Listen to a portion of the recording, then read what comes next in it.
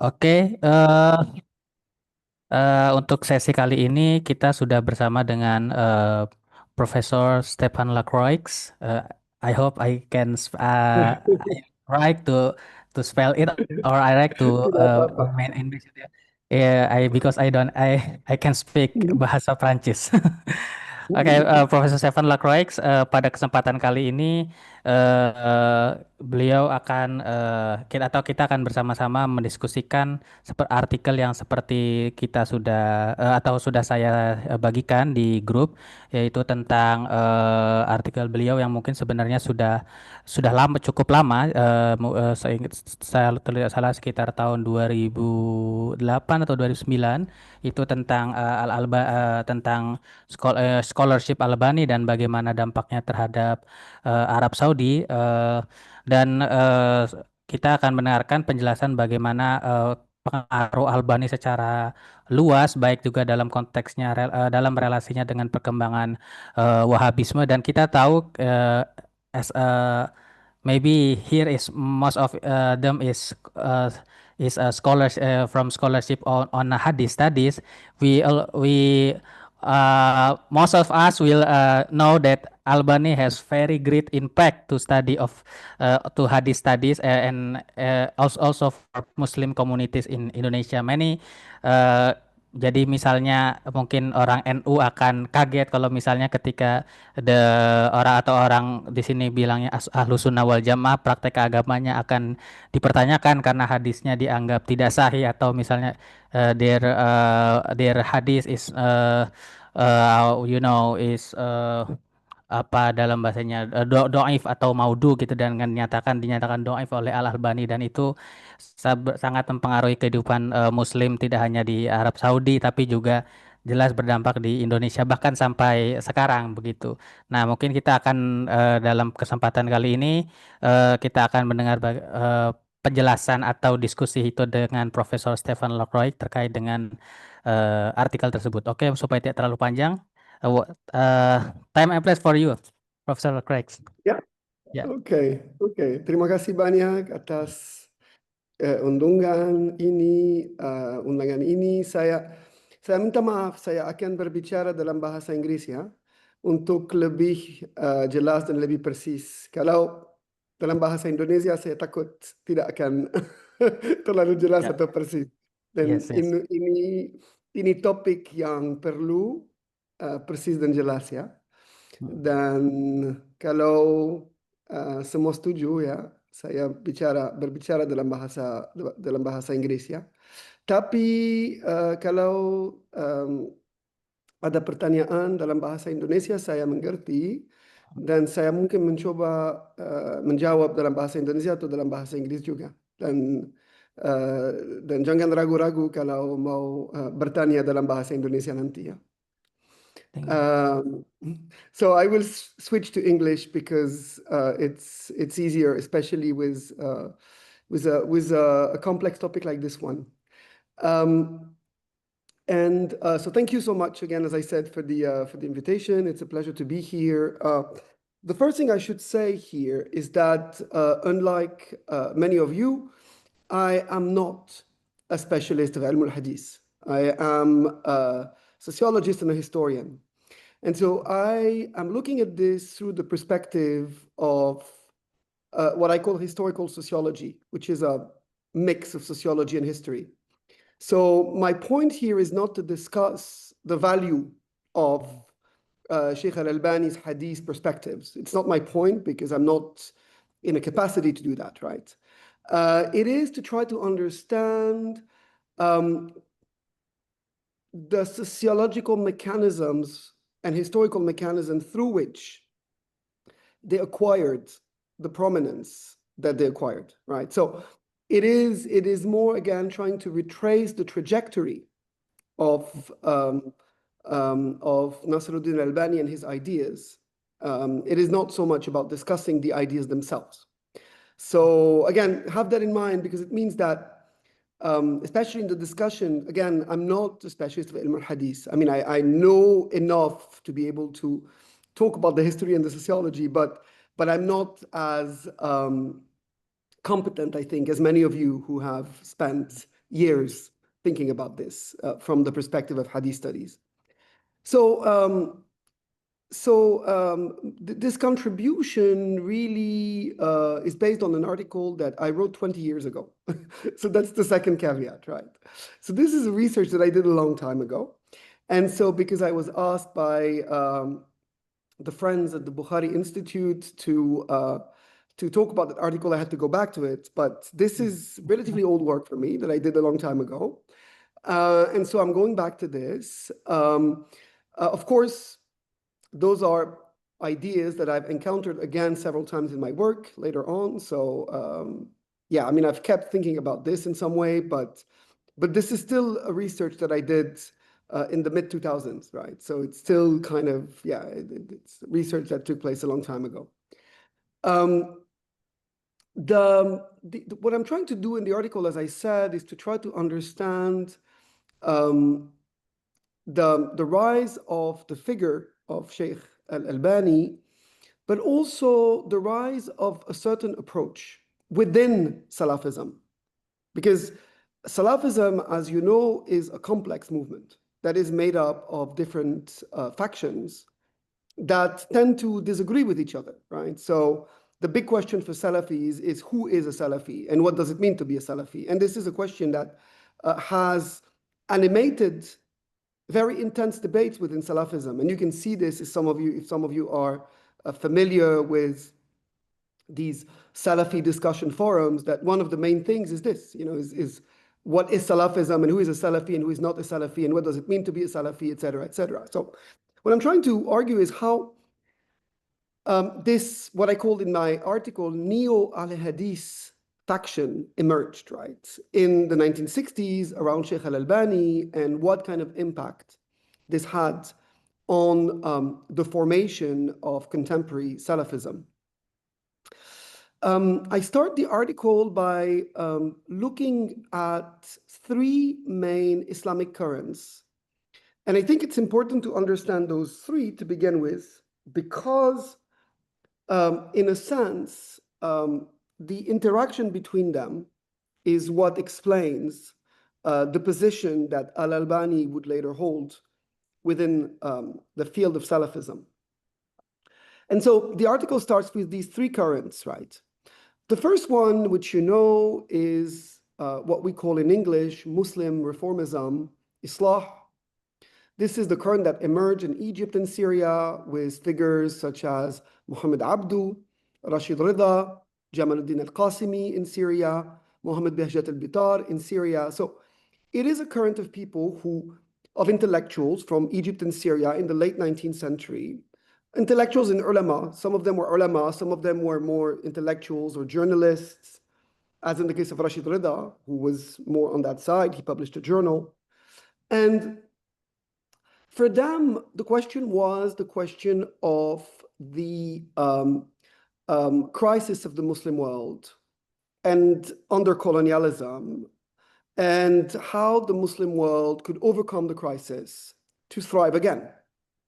So the question that they had was a question that was in many ways a political one: how to solve the crisis, and what kind of model can Islam provide to overcome the crisis? And in many ways, I mean, those Muslim reformists were of very different kinds.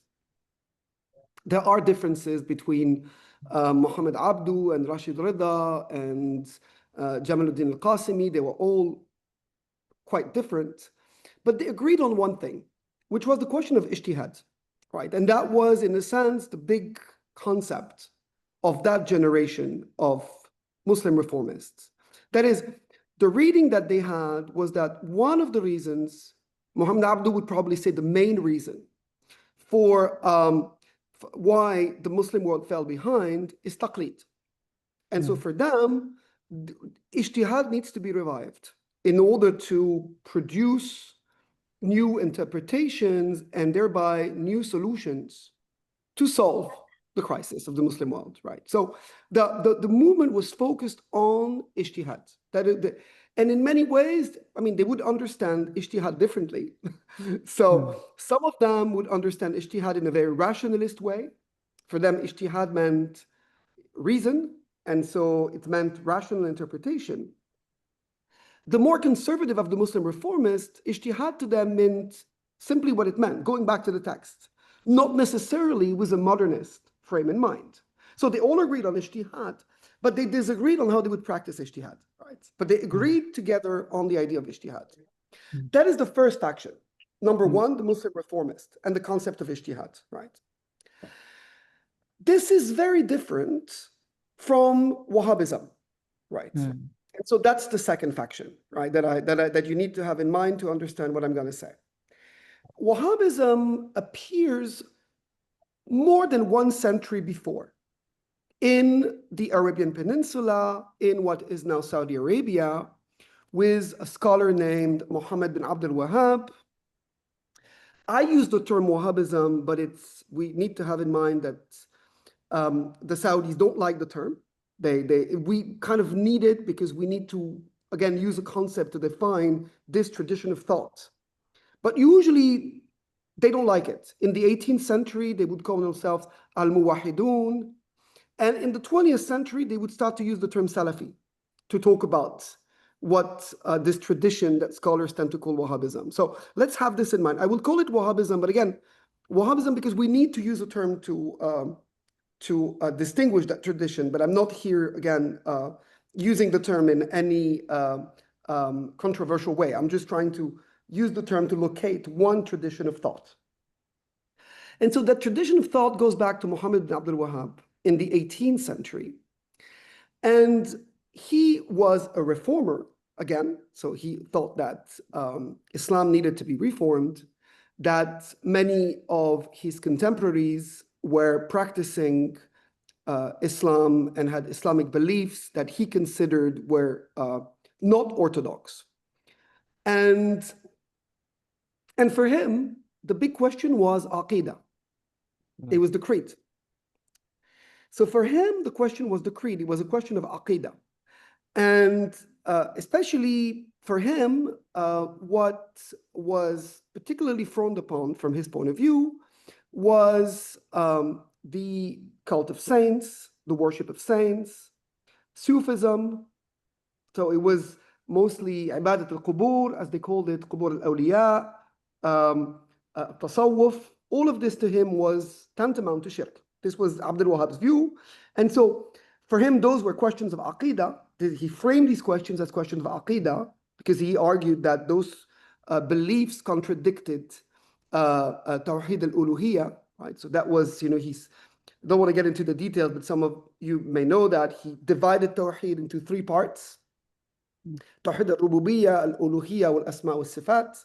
And so for him, such practices, especially everything that had to do with tawassul, right, contradicted Tawheed al-Uluhiyya, and therefore he argued it was a question of Aqidah and a question of creed. And so the main message of the Wahhabi school that emerged with Muhammad bin Abdul Wahhab was centered on Aqidah and the purification of Aqidah. So you can see that the concerns are very different here from the ones of the Muslim reformists of the late 19th century, right? In the late 19th century, Muhammad Abdu and Rashid Rida thought about fiqh. And that also had to do with colonialism, the question of Sharia, which had become a big question by the late 19th century, because colonialism had introduced secular law to Muslim states. And so there was, from the point of view of Muhammad Abdu and Rashid Rida, a necessity to respond to secular law by fiqh, that is by Sharia, right? So in the 18th century, Muhammad bin Abdul Wahhab he lives in a world before colonialism. And so before colonialism, Muhammad bin Abdul Wahhab never encountered colonialism.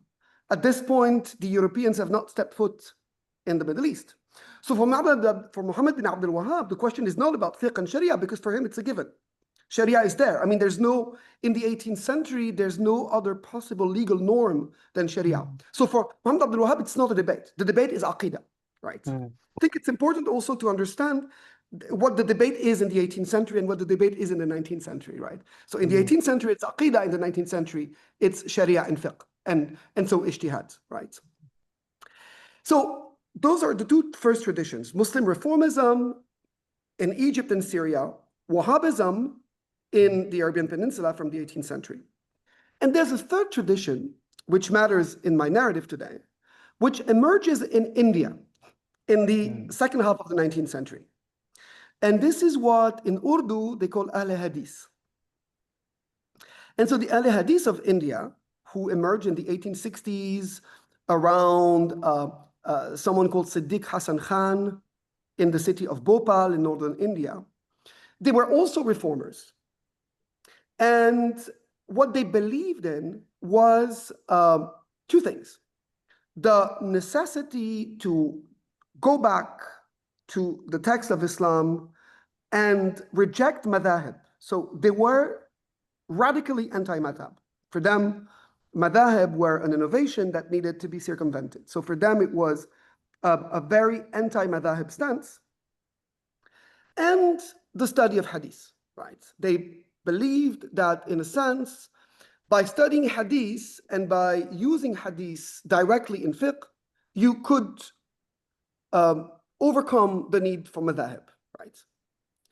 So that movement emerged in India in the second half of the 19th century and revived the study of hadith in northern India at that time, but also adopted a very anti-madhabi attitude, especially given that in India, the dominant fiqh is Hanafi. And so they were at odds with the Deobandis, who were also trying to reform Indian Islam, but from a Hanafi perspective. So the al-Hadith were anti-Hanafi and centered on hadith. So those are the three currents that you need to have in mind to understand the later story, okay? My next point here, now that we have introduced the three currents, is to try to rethink what we tend to view of Saudi Arabia. That is, there is this vision, which is true, of Saudi Arabia as a country that in the 20th century exported its understanding of Islam to the world, which is true. There were institutions, Rabitat al-Alam al-Islami and others that were supported and created by the Saudi state to export, to proselytize, to export, to diffuse, propagate the Saudi understanding of Islam to the rest of the Muslim world. But at the same time, we should not forget that Saudi Arabia was also a place that throughout the 20th century received a lot of influences from outside. And this is a less common view. We tend to think of Saudi Arabia as a country that exports, but not as a country that imports. And so my story is one in which you will see Saudi Arabia in the 20th century becoming a melting pot of Islamic currents. And this is something that usually is kind of not very well known, right? Many people see Saudi Arabia as a country with a strong Islamic tradition that exports it, but Saudi Arabia imported a lot of other traditions in the 20th century. And Saudi Arabia became, as I said, a melting pot, sometimes a battleground, actually, between these different Islamic currents. And of course, one of them would come through the figure of Muhammad Nasir al-Din al-Albani, right? So let's now just introduce Muhammad Nasir al-Din al-Albani. And Muhammad Nasir al-Din al-Albani is a very interesting figure because first of his trajectory, he has a very unusual trajectory because he's someone who is not an Arab. He comes from Albania. And he was born in Albania in 1914. His family moved from Albania when he was 9 years old because in the wake of the fall of the Ottoman Caliphate, a secularist radical government had taken hold in Albania and his family were conservative Muslims, so they wanted to flee. They did some kind of hijrah to the Arab heartlands and they ended up in Syria. So in 1923, his family settles in Syria. And al-Albani works with his father, and he first works as a watchmaker. He is someone who is has this kind of very, and you could see it's interesting why, I think there's something to be made here about why he would care about hadith and making watches. And it's precision, like small details, discussing, it's exactly the same idea, right? Hadith is like watchmaking, you come with, so it's interesting why watchmaking would, there has to be an article written about why watchmaking and hadith go together in a way. I'm sure you guys understand this.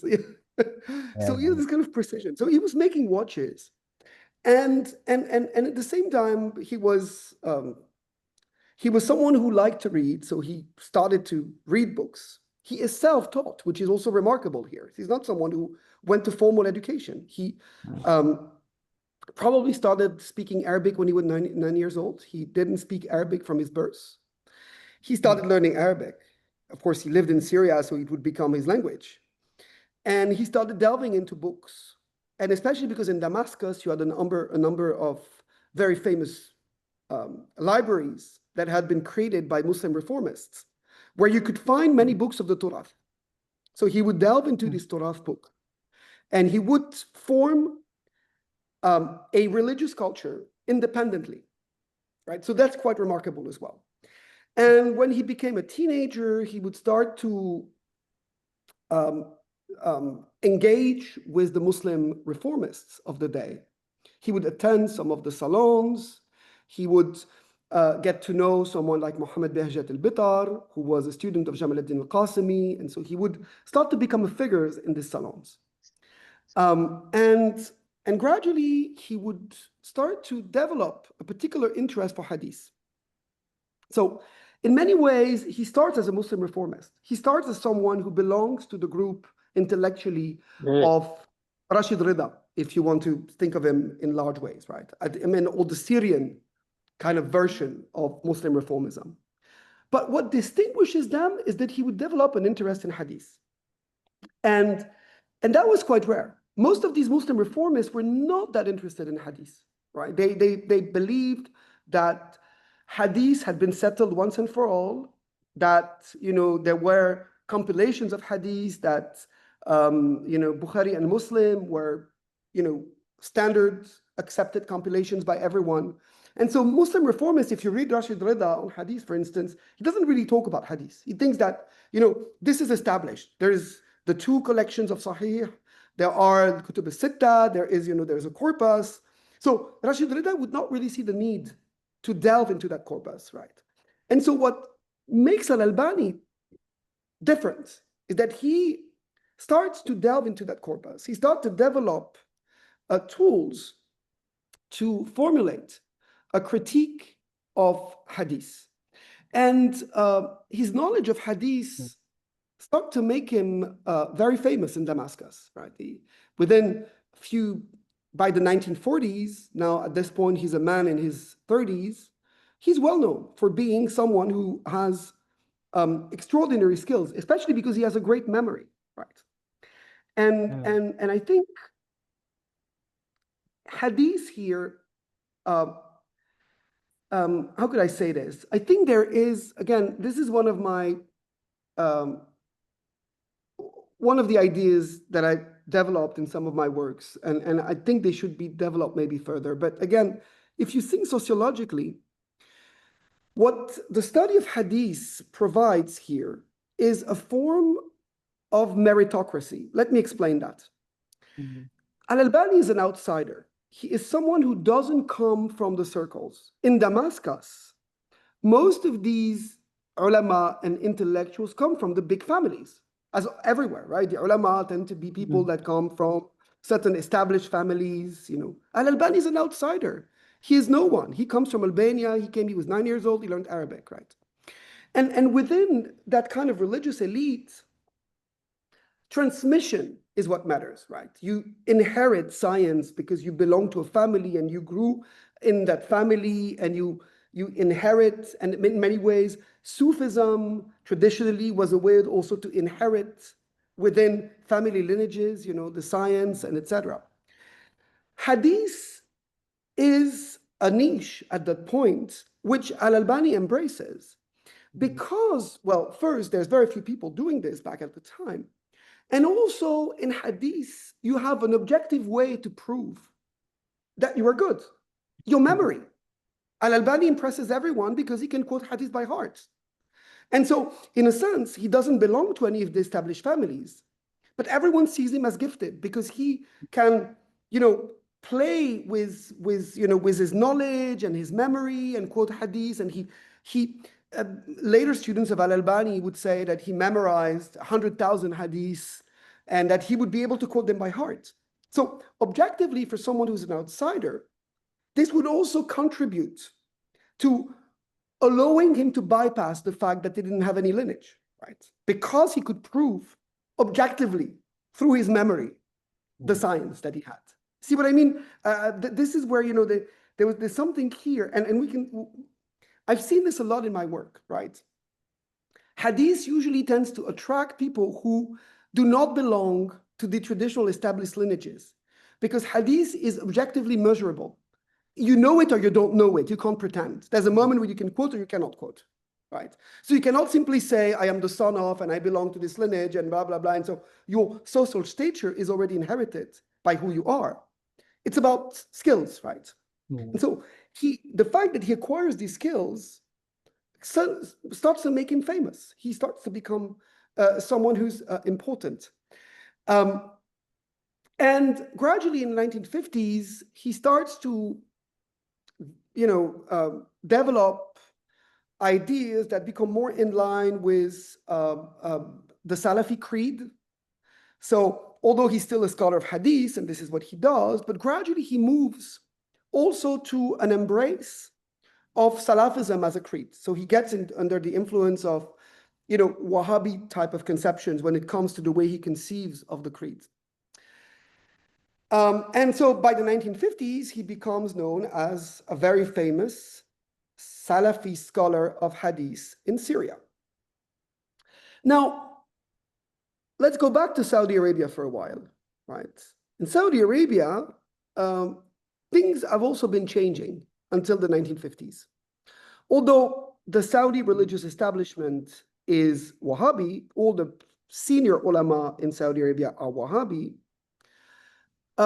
there have been some other influences coming into Saudi Arabia. From the 1920s, in particular, students from India, and especially from the Ahl Hadith movement, started moving into Mecca. And some of them established an institute in Medina, Mecca and Medina.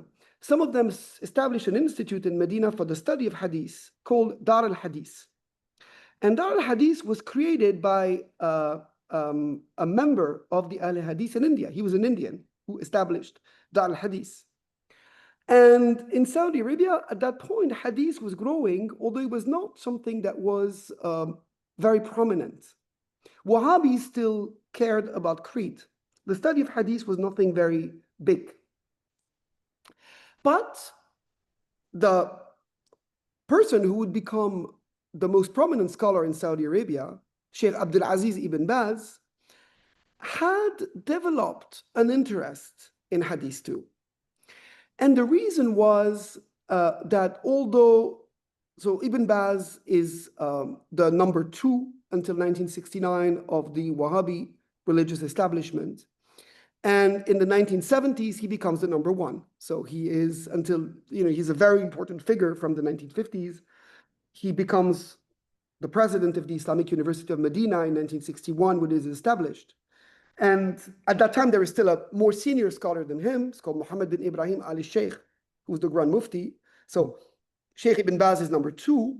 And in 1969, when Muhammad bin Ibrahim al-Sheikh dies, Sheikh Ibn Baz becomes number 1 within the religious establishment in Saudi Arabia. And Sheikh Ibn Baz is interesting because he himself,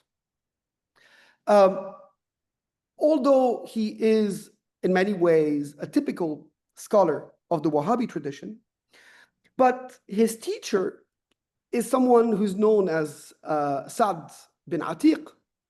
And Sa'd bin Atiq was sent to India to study with the Ahl Hadith movement in the late 19th century. So this is a not very well-known story in which in the late 19th century, a small group of Wahhabis from Saudi Arabia went to India to study in Bhopal with the Ahl Hadith. And they brought back an interest in hadith with them. They were a small group. And in many ways, Ibn Baz also had been influenced by that group. That is how Ibn Baz got interested in Sheikh al-Albani. He discovered in the 1950s, I'm not sure how they met. I couldn't find where they met. But in the 1950s, Sheikh al-Albani in Syria comes to Ibn Baz's mind, and he's in Saudi Arabia, and he's quite already a powerful man within the religious establishment. So when in 1961, the Islamic University of Medina is established by the Saudi government, and Sheikh Ibn Baz becomes the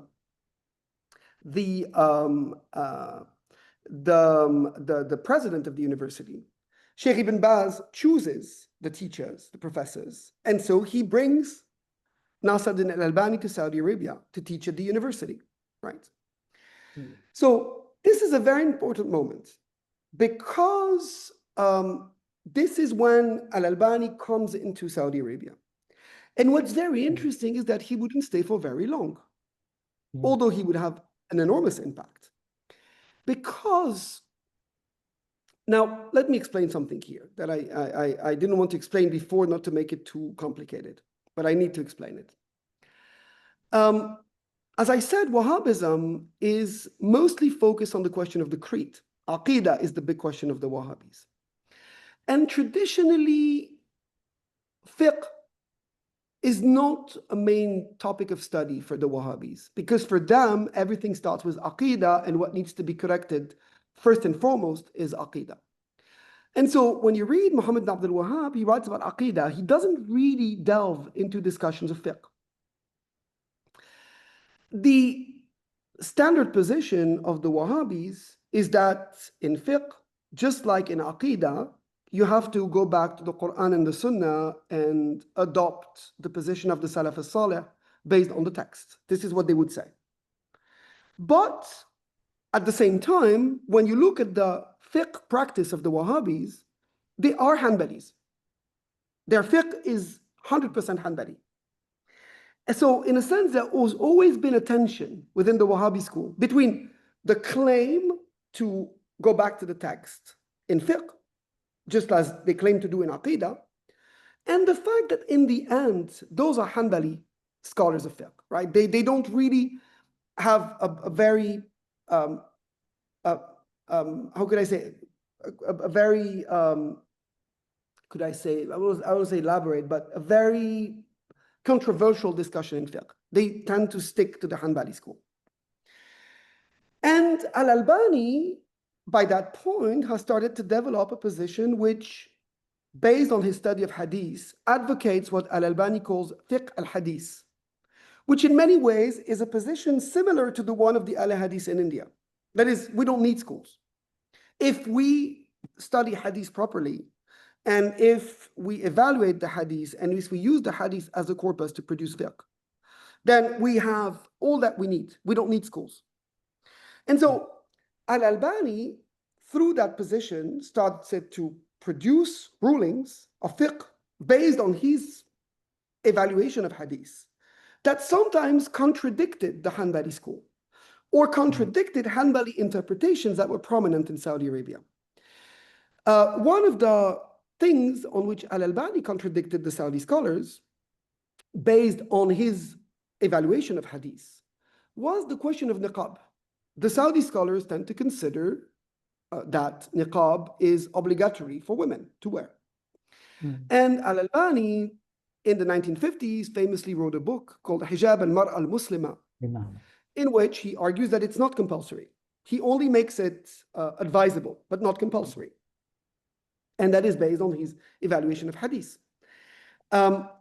He would also write a book in the late 1950s called Sifat Salat al-Nabi, which I'm sure you know, on the characteristics of the Prophet's prayer. It would again, based on his evaluation of hadith, argue that, argue for a number of differences in performing prayer from what the schools have traditionally advocated, right? So he takes a number of stances on how prayer should be performed. And again, he bases this on his work on hadith. When he comes to Saudi Arabia in 1961, at the beginning, only Sheikh Abdulaziz ibn Baz knows him. But suddenly, he becomes a big name. Everyone starts to discuss him. And people start to become aware of his books among the Wahhabi ulama. and including Muhammad bin Ibrahim al-Sheikh, who's still the Mufti of Saudi Arabia. And they start to see his positions on niqab, his position on prayer, and this starts to provoke immense debate. The Wahhabis of Saudi Arabia, who are still attached to the Hanbali school, despite their claims to going back to the sources, feel that this is kind of a challenge. He's challenging them with his positions. And it doesn't take long for them to finally block him. And in 1963, al-Albani is actually sent back. His contract at the Islamic University of Medina is revoked, and he is sent back to Syria.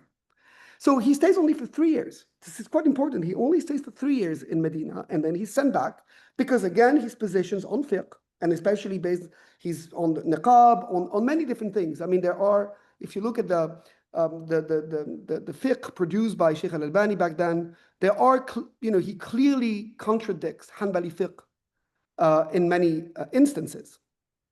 And the Wahhabis saw this as a challenge to their authority. And so they decided to revoke his contract. So in 1963, he goes back to Syria. And he would stay in Syria for a while, for the next 16 years. And then in 1979, he would move to Jordan. And in Amman, he would establish an institute, which until this day bears his name, Ma'had al-Albani. And you still have a very strong pole of influence of al-Albani in Jordan. And he would die in Jordan in 1999. So despite the fact that al-Albani stayed in Saudi Arabia for not very long, his ideas had an immense impact in the 1960s and 70s on Saudi Arabia. Because, in a sense, he was challenging the Wahhabi establishment. Because what he was saying, and there's a phrase by al-Albani, which I quote in the article, in which basically he says, Sheikh Muhammad Abdul Wahhab was Salafi in Aqidah, but he was not Salafi in fiqh, right? Basically, he was accusing him of being not Salafi in fiqh. And he accused Muhammad Abdul Wahhab of being not knowledgeable about hadith. And he points to instances where Muhammad Abdul Wahhab quotes what al-Albani identifies as weak hadith. So in Saudi Arabia, this would start to challenge the figure of Muhammad Abdul Wahhab, challenge the figure of the Wahhabi ulama. People, especially in the 60s, and this is really interesting, this is where sociology comes in. You would have a lot of outsiders, sometimes young people, sometimes, who would get enthusiastic with al-Albani. Because al-Albani became a way of challenging the sheikhs, telling them, you don't know everything.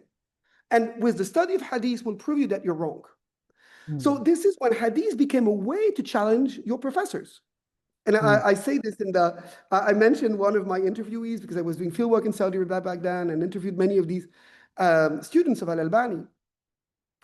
And people would tell you what they really liked with al-Albani is that al-Albani wanted challenge. They said, we went to listen to al-Albani because in al-Albani's discussions, you could actually argue. Al-Albani wanted you to argue. Like, what's your proof? What's your dalil? Give me your hadith. Is it sahih? Prove the chain of transmission, and with them, you could always develop that culture of arguing, which was very contrary to what the Wahhabi culture was about. You were to listen to your master who taught you about creed, and you repeated what you learned about creed, and you protected the tradition. Certainly, al-Albani comes in, and he provokes controversy, right? And so, at some point, I mentioned one of my interviewees saying how, this was like, in the 1960s and 70s, you couldn't give a conference without some young students coming in and telling you, but did al-Albani authenticate that hadith? Your hadith is da'if. And so suddenly, this new generation of people who challenged the religious authority came in the footsteps of al-Albani. So that's quite important, I think, to understand. Some members of this groups of students of al-Albani would also insist on implementing certain fatwas by al-Albani, thereby provoking debates in Saudi Arabia. One of the famous fatwas of Sheikh al-Albani is that you can pray with shoes. And it's based on what he considers to be an authentic hadith. Again, I'm not here I repeat again, I'm not discussing whether hadiths are authentic or not. I'm just discussing what he says, right? Not my point to, I'm not a specialist in hadith studies, but al-Albani says this is an authentic hadith. And so you can pray with shoes. And in the 60s and 70s, you started to have followers of al-Albani who would go into the mosque and pray with their shoes. And other people would come to them and say, get out of the mosque, you have your shoes on. And they would say, but al-Albani said, I can. And you would start to have debates. And I have many of these stories of people who would actually sometimes come to fight in Medina because some of them said, I can pray with my shoes, and others said no. And so you would see the influence of al-Albani forming a movement, right? And especially a movement that included people who, and this is where it's really interesting, people who had a willingness to challenge the authorities. So you had young people, you had people who were known in Saudi Arabia as Bedouins. What we mean by Bedouin in Saudi Arabia is not people who roam in the desert, but people who were sedentarized in the first half of the 20th century. Until the beginning of the 20th century in Saudi Arabia, you had people who were sedentary. They had lived in cities for a very long time, but you also had people who belonged to tribes who were in the desert moving from one place to another. In the first half of the 20th century, many of these peoples were sedentarized by the government. The government created places for these people and forced them to settle and to start to live in small cities. But these people were mostly falling behind economically. Those cities, they were known as hijras. And in those hijras, they were much less economically developed than the rest of the country.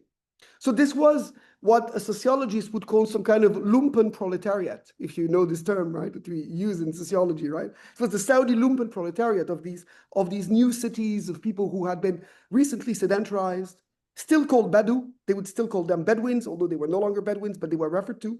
And many of them were, again, belonging to some kind of underclass. And those were also people who wanted challenge. And so al-Albani attracted people from these groups. One of them is Juhayman al-Utaybi, and we'll come to him in a while. He came from one of these communities. You did also have attracted to Sheikh al-Albani a lot of people who were, again, marginalized in Saudi society for other reasons. They were foreigners. As you know, Saudi Arabia has very strict nationality laws. If you are in Saudi Arabia, you will never get citizenship. And I have friends in Saudi Arabia whose parents were born in Saudi Arabia, and sometimes their grandparents. But because they are of foreign origin, they don't have citizenship. So they also represent some kind of underclass, despite the fact that some of them, well, when they become wealthy enough, they can sometimes manage to get citizenship. But if they don't become very wealthy, they can stay for generations without citizenship. So again, those would be people who would be attracted. So what's really interesting here is that the question of hadith started to be infused politically by people who were looking for a way to challenge. And this gave them a tool for challenge, right? Although it's a very technical question. And I think this is what's very striking here is the connection between how a very technical discussion becomes a tool that certain people mobilize to challenge the religious authorities, right? And so in the 1960s, a movement forms around the ideas of al-Albani in Medina. It's called al-Jama'a Salafiyya al-Muhtasiba.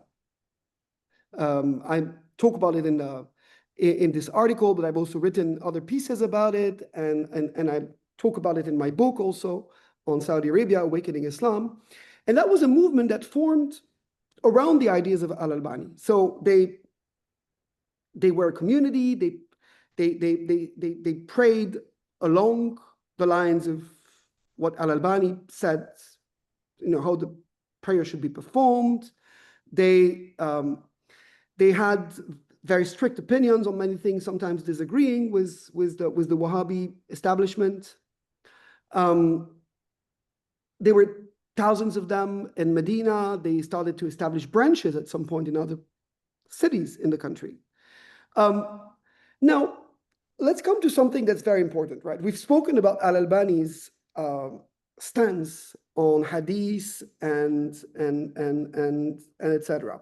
There's a second stance of al-Albani that would have a lot of impact, and that is his stance on politics.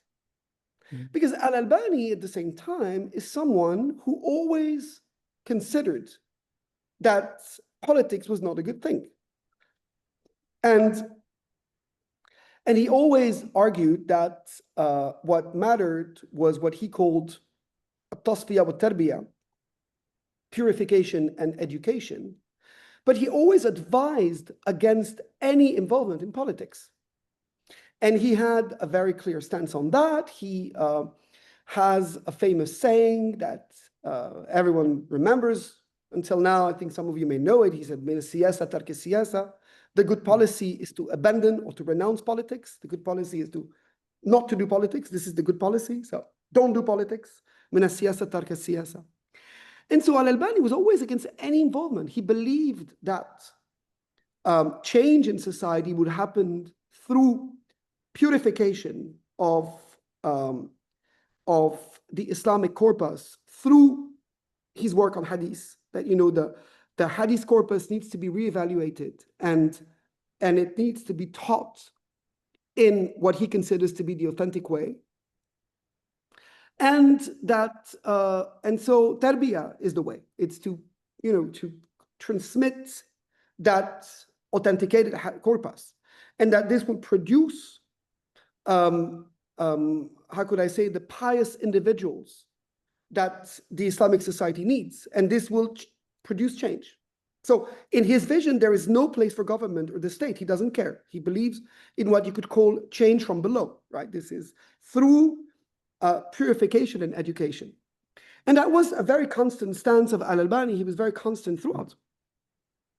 So what is very interesting then is that the students of al-Albani, on the one hand, they were challenging the religious authorities on hadith grounds, but at the same time, they were against politics. They didn't want politics. They thought that politics was wrong. And many of these students of al-Albani and groups, people who belong to the Jama'a Salafiyya Muhtasiba, which I mentioned, they hated, first and foremost, the Islamists. They didn't like them because what we mean by the Islamists at that point is the Muslim Brotherhood. And the Muslim Brotherhood was also settling in Saudi Arabia from the 1950s. You had, as part of that moment when Saudi embraced currents from abroad, many members of the Muslim Brotherhood started settling in Saudi Arabia. And from the 1960s, you start to see the formation of a Saudi-inspired or a Saudi Muslim Brotherhood-inspired form of Salafism called the Sahwa, right? And those are Saudis who have been inspired by the ideas of the Muslim Brotherhood and who start to embrace what you could call a political Salafism, mixing Salafi creed with more political ideas borrowed from the Muslim Brotherhood. The students of al-Albani hate these people. They don't like them. They think that this is absolutely wrong for them. You shouldn't talk about politics because there's no point in doing that. And for them, politics is wrong for many reasons. But one of them is that it distracts you from ilm, they would say. You know, you should study ilm, you should not be interested in politics. And they would say, and if you practice politics, this would be even worse because you would start to do things that you shouldn't do. I mean, only the text should guide you, not political calculations. And so al-Albani is known to have produced very staunching critiques of the Muslim Brotherhood back when he was in Syria, and students of al-Albani also became very critical of the new Sahwa movement in Saudi Arabia because, again, they accused them of caring about politics more than they cared about ilm, right? That was one main thing that they repeated. And so the students of al-Albani then would start to find themselves in some kind of difficult place because many of them, I mean, sociologically were kind of challengers, outsiders and challengers, but politics was never an option because they didn't believe in politics. And I think it's very important to understand what happened eventually in 1979. Because in 1979, so what happened was let me go back to the Jama'a Salafiyya Muhtasiba. This was the group of al-Albani inspired young Saudis in the 60s and 70s. And in the group formed and grew in the 60s and 70s.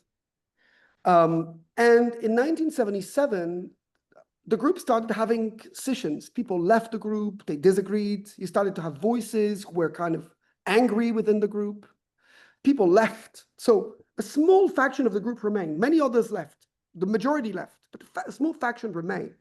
And they were in a very strange position, because on the one hand, those were people who were angry. But on the other hand, those were people who were against politics and who believed that politics was wrong. So what do you do when you're angry and you believe that politics is wrong? How do you vent your anger? How do you express your anger? Well, what they would do is that they would start to believe in some form of divine intervention. And divine intervention, in their belief, took the form of the Mahdi. They started to believe that one of them was the Mahdi. And so so that small group in 1978 was led by a Bedouin called Juhayman al-Utaybi. And he argued that another member of the group called Muhammad bin Abdullah al-Qahtani, you know that in the Hadith, the Mahdi should be called Muhammad bin Abdullah, so he was called Muhammad bin Abdullah al-Qahtani. And he started to argue that he was the Mahdi. And in the name of that small group in 1979, on the first day of the Islamic year 1400, would storm the Grand Mosque in Mecca.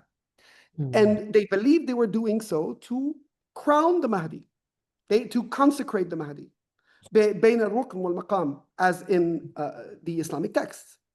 Of course, for them, this was going to trigger the end of the world. So this was the beginning of the events, أحداث النهاية, you know, and it would kind of lead to the Dajjal, and I mean, you know, all the Islamic prophecy on the end of the world. Of course, this didn't happen. they consecrated the Mahdi, and then nothing happened. So, and eventually they were dislodged by the Saudi government. But it's interesting how you can make sense of that event, because I think that event was not very well understood in 1979 what happened, because this was not people who were political. Their discourses were not very political. Their discourses those were angry people who, because they were against politics, found a different way. They believed that they would be saved by the Islamic prophecy of the Mahdi. And so this kind of belief grew in them that the Mahdi was among them. Of course, they were eventually crushed. That was only, by the way, let's be clear here, this was only one small faction. Most al-Albani students had nothing to do with this. This is a very small faction, right? But I think it's still interesting to understand the contradiction between, how hadith can be used to challenge authority in Saudi Arabia, but catering to angry people, but against politics. What kind of way out do you have? And that explains this event. But again, it's a very small faction of the students of al-Albani. The majority didn't join that movement, and they were against it, and they criticized it. And of course, the belief in the Mahdi was a very fringe belief that concerned hundreds of people. There were many more students of al-Albani that had nothing to do with this. In the 1980s, as a reaction to this, the students of al-Albani within this kind of what I call the neo-al-Hadith movement, they started to take the opposite stance, and started becoming very vocal supporters of the government. So it's interesting that they would end up with these two very different stances. And some of them, if you know Rabi al-Madkhali, right, and many of these hadith students of hadith scholars of Medina, they would actually adopt the opposite, and they would continue to promote what they considered to be their hadith studies, and most of them were based at the hadith department in the Islamic University of Medina. But then they would gradually come to give importance, first and foremost, to the criticism of Islamism, criticizing the Muslim Brotherhood, criticizing the Sahwa, criticizing later on the jihadi movement. And so gradually they would get a lot of support from the Saudi government because of that. And so many of them actually became quite important in Saudi Arabia, especially when in 1990, the clash between the Sahwa movement and the government happened. In the wake of the Gulf War, Saddam Hussein invaded Kuwait, and the Saudi Islamists in the Sahwa movement started to mobilize against the government. And those people actually were very useful to the government because they were criticizing the Sahwa for a very long time. And they started, and many of them got promoted, got many positions, so they're still very prominent in Saudi Arabia there, right? All that current. Sometimes in the book I call them Jamis. That was the name that they were given back then. Sometimes today, people would associate them to the figure of Rabi al-Madkhali more. But they are also students of al-Albani, but from a very different kind. So in the end, and I will maybe conclude here, the figure of al-Albani has been immensely influential here, right? Again, it cannot be reduced to any of these things that I discussed. I mean, his influence on how the study of hadith developed within the Salafi movement, how the growth of the study of hadith within the Salafi movement triggered all these different debates on the importance of that study and what it meant for Wahhabism and for the Wahhabi religious establishment. And I think today, I mean, by the time he died in 1999, al-Albani had mostly been seen as a very established figure by most Salafi currents. At this point, in a sense, he had won the battle of ideas. Today, Salafis from all currents would all kind of respect al-Albani at this point. He would be considered as one of their main scholars. They wouldn't. But what's interesting is that story, right? Although today, most Salafis would embrace al-Albani, and although some of them would kind of disagree with him at some point, but he's kind of untouchable today, right? He's one of these big Salafi scholars of the 20th century that no one would dare to criticize, within the Salafi movement at least. But again, it was a very interesting story how his ideas interacted with what existed, how eventually many of the Wahhabis started to embrace his ideas, right? And today, in the Hadith departments, in Saudi, al-Albani has become much more mainstream, right? So although it was initially very controversial, those ideas today have become much more mainstream. And yeah, so I will end here and take your questions then. I think there will be many, so please don't hesitate. In English or in Indonesian, you are welcome. Okay. Thank you, Professor Stéphane Lacroix, for your presentation. I think there are, because this research is like you said couple times, ya seperti yang Bapak bilang, Prof bilang tadi beberapa kali bahwa saya bukan berasal dari latar belakang studi hadis atau yang secara karena sosiologi the research atau artikelnya sosiologis dan juga historis, ada banyak sekali dari so much information relating to the sociological background or sociological or historical background about story of al-Albani, and maybe we can say the story of al-Albani and how his background impact to religious life or religious background, religious apa itu namanya Wahhabism in Saudi Arabia, dan juga tadi ternyata sangat dinamis ya Pak. Ada banyak dinamika terhadap apa itu namanya politik di Arab Saudi yang maybe we can say there is love-hate relationship, but Saudi Arabia still respect maybe on al-Albani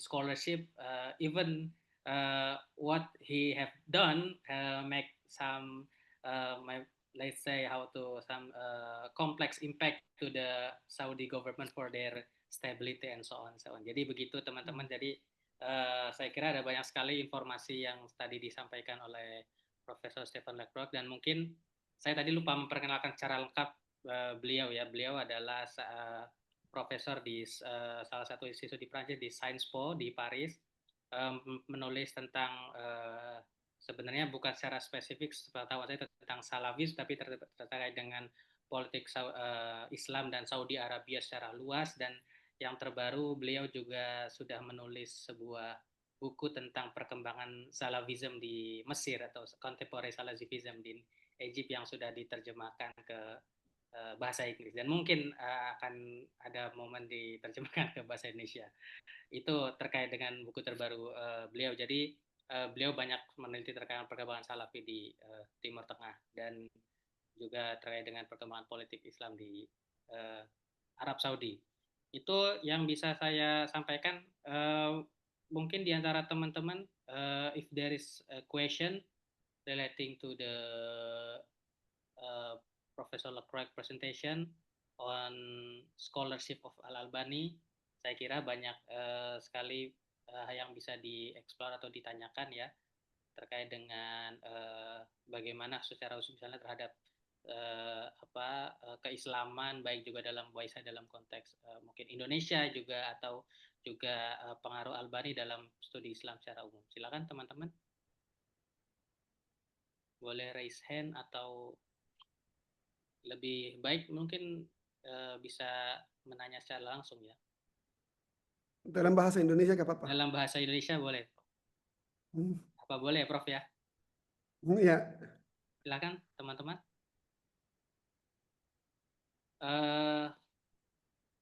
Oke, mungkin saya sambil menunggu teman-teman yang lain, saya mungkin coba menanyakan juga Prof. Tadi mungkin ini bukan bagian yang dari maybe this is not part of, maybe I won't try to, then maybe it can be delivered to you better.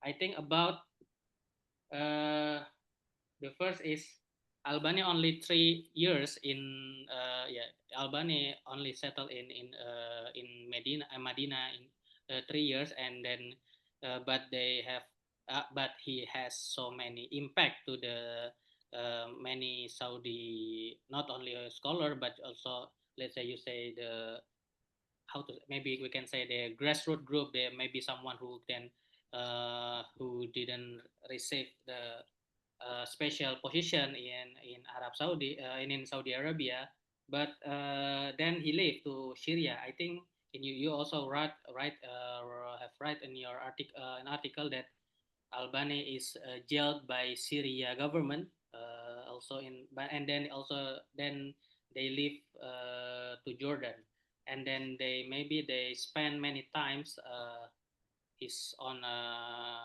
life in Jordan until he died in 1999. But my question is like, I really want maybe I'm curious about Jordan. Jordan is Jordan sometimes how to say, they brand their government or they brand their religious identity as like Ahlus Sunnah wal Jamaat promoting like mazhab and so on, and they maybe I don't know, maybe I don't really don't know is they promote salaf, no, how to say it, they promote let's say promoting many mazhab or not in Jordan, but why and how Jordan government treat al-Albani in the Jordan, because he, like we know, Albani position is Salafism, but and also Salafism maybe can become threat to the Jordan religious discourse or religious identity, as maybe they are, how to say it, pengikut mazhab Syafi'i misalnya gitu. Jordan rajanya adalah seorang dari keturunan Bani Hasyim dan seterusnya. Dan kita tahu sekarang Jordan juga membangun identitas sebagai modras, pengusung wasatiyah dan seterusnya. Bagaimana tentang itu? Ya, terima kasih atas pertanyaan. Well, I mean, the Jordanian government has always been, as many governments in the Arab world, they've been playing different cards, right? And one of the cards has been the Salafi card, because what they really liked was al-Albani is that he hated Islamists. And al-Albani was very anti-Muslim Brotherhood. And the biggest threat to the Jordanian government has traditionally been the Muslim Brotherhood, because they're very strong in Jordan, and they've always been considered as a political challenge to the government. So the monarchy's strategy has been, as I said, diverse, but one of them was to do what many other Arab governments did, that is to open a space for the Salafis in order to counter the Muslim Brotherhood, to kind of break the growth of the Muslim Brotherhood through the Salafis. Because the Salafis, again, as I said, al-Albani was always very consistent in his rejection of the Muslim Brotherhood, because he called them ignorant, he called them, and so in that sense, the Salafis were kind of useful to the government, right, in creating at least a balance with the Muslim Brotherhood or undermining the Muslim Brotherhood through the Salafis. At the same time, you're right, the Jordanian government has traditionally had very strong support for Sufi and Madhabi institutions. And so the Jordanian government always did both, right? On the one hand, letting space for the Salafis to counter the Muslim Brotherhood, but on the other hand, promoting Sufi and Madhabi Islam in other institutions. Probably today, things have changed a little bit. The Salafis today are much less prominent in Jordan than they were. So I think that in the last 10 years, there's been a shift. Maybe because the Muslim Brotherhood is no longer seen as a major threat by the Jordanian government. So today, they don't need the Salafis as much. And so today, you really have a discourse that really centers on a more kind of Sufi, Madhabi Islam that is more univocal. But in the past, and this is something that I've described in my book on Egypt, how in Egypt in the 2000s, the growth of the Salafi movement also is related to the government strategy of trying to limit the influence of the Muslim Brotherhood by encouraging the Salafis. Because again, playing on the rivalry between the Salafis and the Muslim Brotherhood was always something that you see happening in Arab countries. And so I think that was one of the reasons why the Salafis grew so much, because again, they were seen by the governments because من السياسة ترك السياسة. They were not seen as a political threat.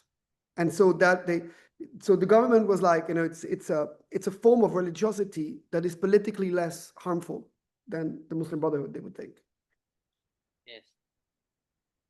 Thank you. Yeah.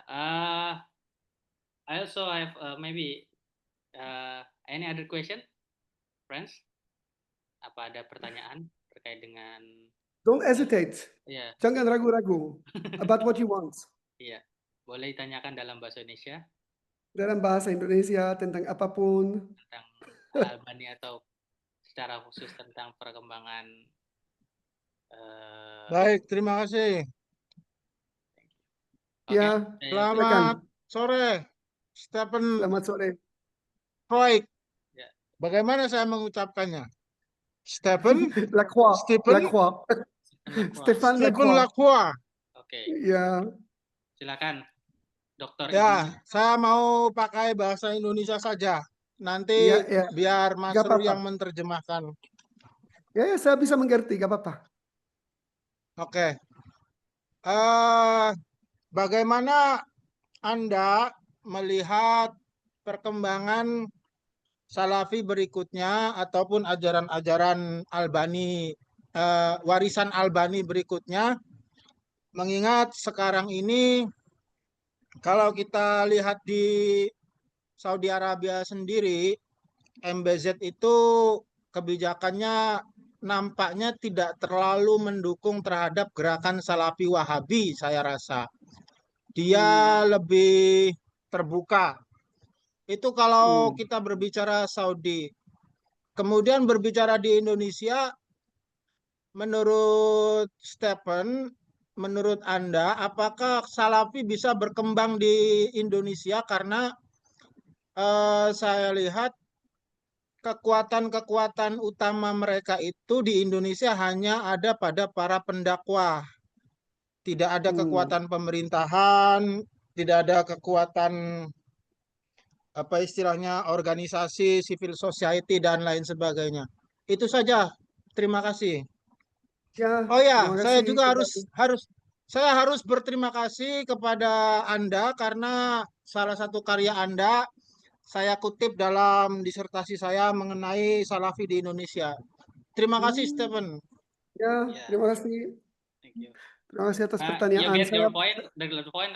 Ya, saya mencoba menjawab dalam bahasa Indonesia. Ya, jadi. saya mencoba memperkenalkan beliau.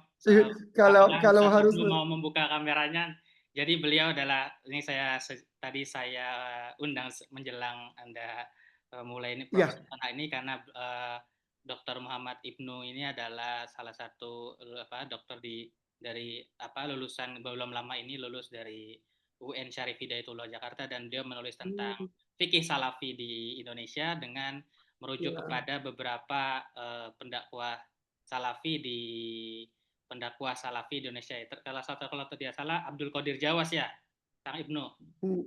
Ya, Abdul Qadir Jawas, betul. Dan satu lagi siapa ya?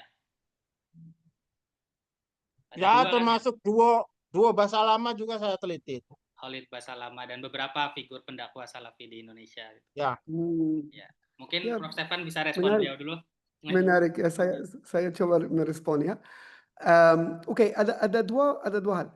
Yang pertama, saya pikir pengaruh al-Albani dalam gerakan Salafi secara umum itu bahwa sekarang gerakan Salafi mengadoptasi atau mengakui paradigma al-Albani tentang fiqh dan hadis semuanya. Saya dulu bilang bahwa di awalnya, mungkin sampai akhir abad ke-20, gerakan Salafi di Arab Saudi masih gerakan yang Hanbali di bidang fikih. Tapi saya pikir pengaruh al-Albani di bidang ini penting sekali, besar sekali.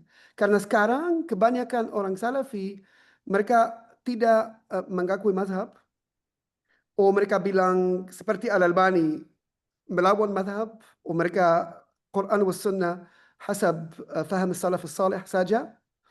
Tapi itu di 60-an abad lalu itu bukan begitu. Ketika al-Albani datang ke Arab Saudi, dia bertemu dengan ulama yang masih Hanbali di bidang fikih. Dan saya pikir kalau ada kemenangan al-Albani di bidang apapun, itu di bidang ini. Sekarang itu gerakan Salafi secara umum sudah berubah. Di bidang itu mereka sekarang kebanyakan pendakwah Salafi sekarang kalau ditanyakan apa fikih mereka akan bilang tidak, gak ada mazhab, Quran was sunnah saja. Dan itu saya pikir itu berbeda dengan zaman dulu, dan itu hasil pengaruh al-Albani dan murid-muridnya. Hal kedua tentang Arab Saudi dan perubahan yang ada di Arab Saudi sekarang, saya setuju dengan Pak Ibnu ya, karena sejak MBS menjadi bukan raja, tapi dia seperti raja ya, dia masih crown prince, tapi dia ya dianggap seperti raja sekarang, dia yang paling kuat di Komal Malik. ya. dan ada perubahan yang besar karena sekarang Arab Saudi tertarik dengan ekonomi, dengan inovasi, dengan rebranding its image, dengan banyak hal, dan topik agama tidak begitu penting seperti dulu untuk Arab Saudi. Di dalam Arab Saudi, di dalam sistem Arab Saudi, MBS marginalized, ulama Wahabi marginalized, itu mengkesampingkan, no? Mengkesampingkan, ya, ulama, dan mereka tidak, peran mereka di dalam sistem Arab Saudi tidak begitu penting seperti dulu. Dan juga saya pikir dia pikirannya seperti businessman.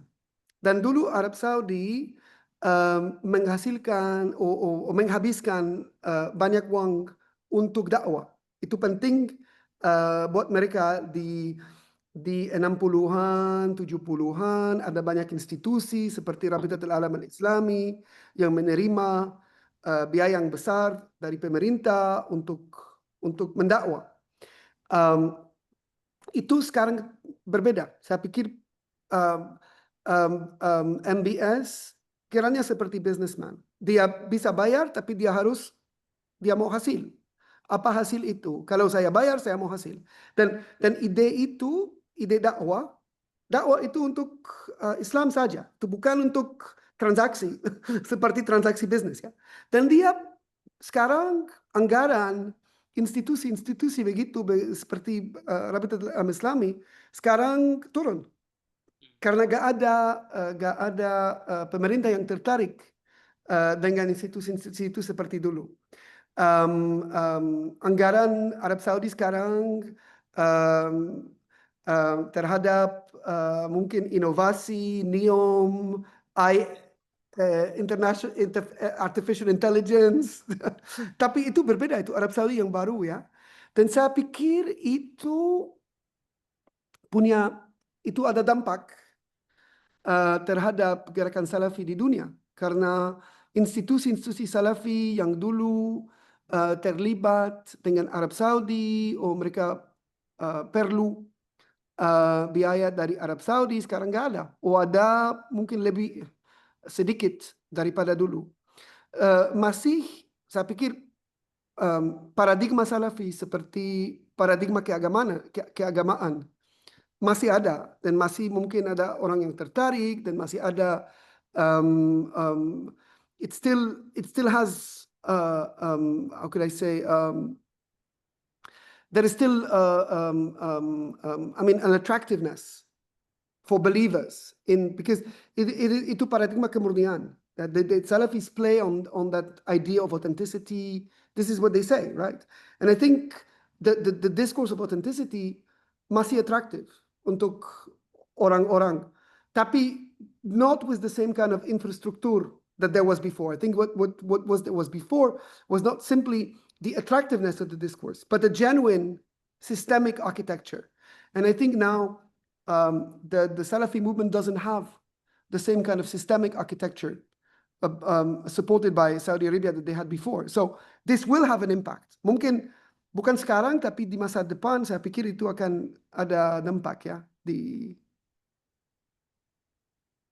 But I don't know how it is for Indonesia right now. So I'm just, again, I'm not knowledgeable enough about Indonesia at this point. I'm learning, but I'm not knowledgeable enough to tell you that if you can really measure the impact of that change of policy. But it is a very different environment. Itu lingkungan yang berbeda untuk gerakan Salafi sekarang kalau dibandingkan zaman dulu. Ya.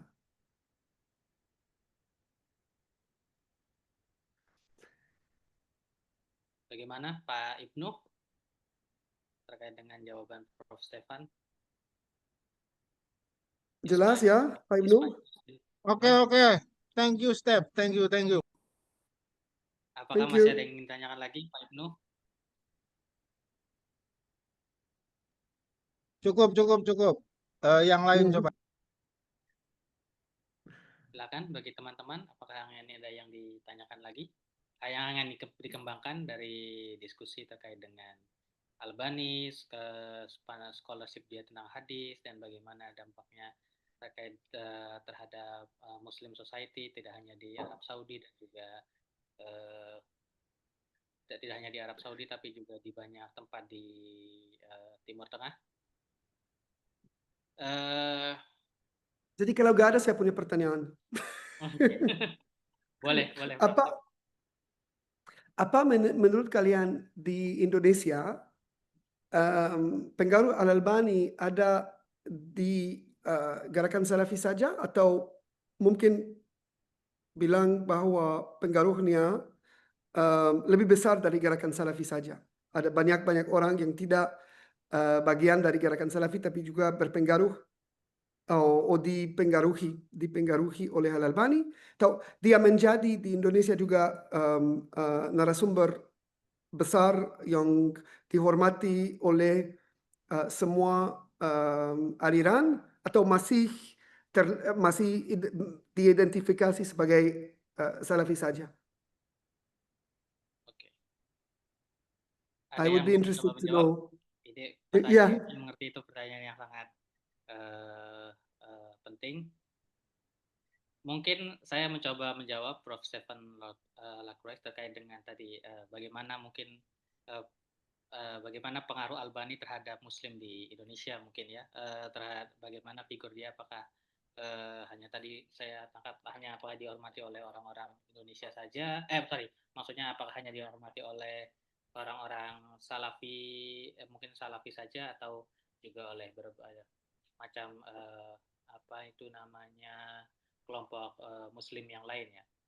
Mungkin saya akan memulai dengan bahwa seperti yang juga tadi bahwa gerakan Salafisme dan gerakan Wahabi kan juga berkembang masuk mungkin tidak seperti yang Prof katakan, mungkin tidak dinamai sebagai Wahabi, intinya adalah bagaimana export export out ya. Jadi pemahaman keagamaan di Arab Saudi itu juga ikut tersebarkan, diantaranya juga di Indonesia lewat pendirian lembaga-lembaga keagamaan yang berafiliasi secara dan dibiayai langsung oleh Arab Saudi. Misalnya sampai sekarang masih ada namanya LIPIA, Lembaga Ilmu Pengetahuan Islam dan Arab, saat ini ada di Jakarta dan itu dibiayai langsung oleh pemerintah Arab. Yang saya tahu belakangan itu dibiayai oleh ternyata ada dua sumber ya. Jadi ada yang dibiayai oleh pemerintah Arab Saudi. Jadi mereka institusi setingkat universitas dan ada mahasiswanya yang daftar itu ribuan dan orang akan dapat beasiswa seperti itu, tapi akan beasiswa penuh. Nah, kemudian yang saya tahu bahwa di sana ada dua gelombang ya. Jadi ada yang sekolah kuliah di pagi sampai siang itu dibiayai oleh pemerintah Arab Saudi, yang kuliahnya siang sampai sore itu katanya dibiayai oleh seorang donatur yang sangat kaya di Arab Saudi. Jadi misalnya seperti itu. Kalau itu namanya pernah ada waktu itu Abul Khoil atau siapa, saya agak lupa, seorang konglomerat di Arab Saudi seperti itu. Nah, mungkin perkembangan Salafi di Indonesia juga bisa kita lihat lewat tadi itu lembaga itu yang udah berdiri sejak tahun 90-an.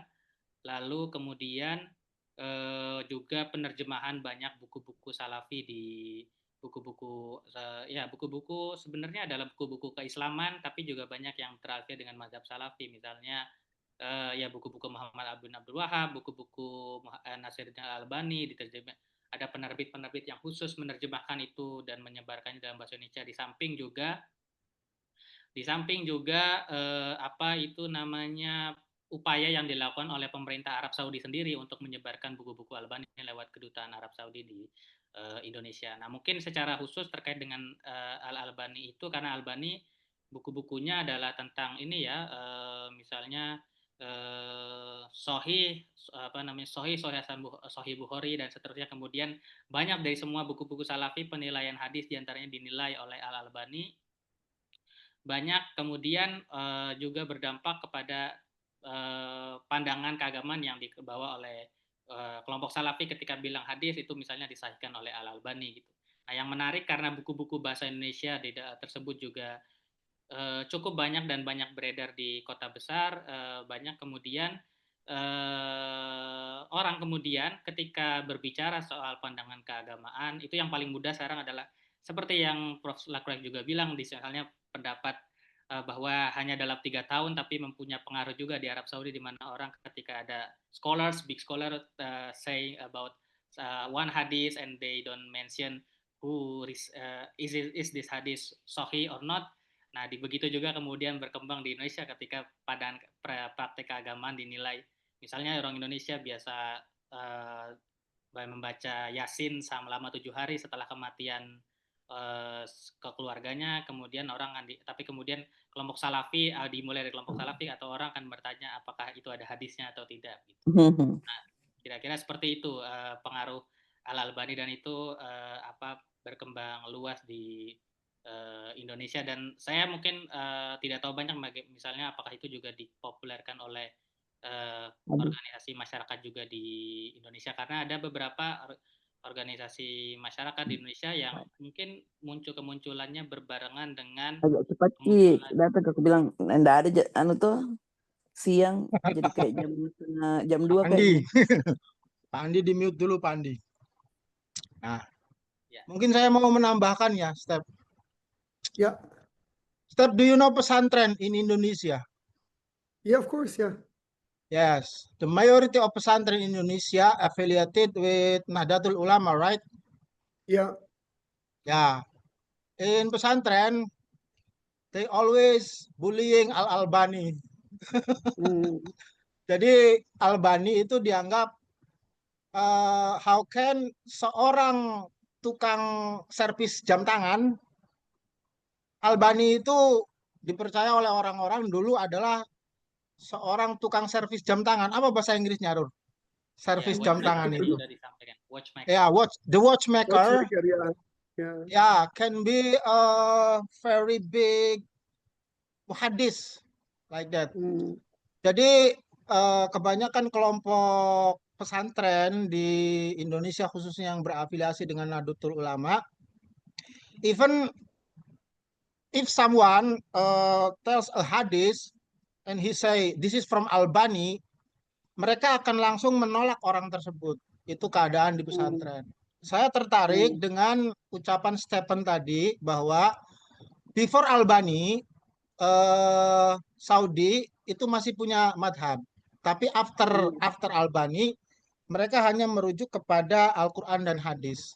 Sepertinya kenyataan itu pun terjadi di Indonesia. Kalau kita melihat lulusan-lulusan Saudi sebelum tahun 90-an, sebut misalkan Dr. Aksin Saho Muhammad, dia lulusan dari Madinah.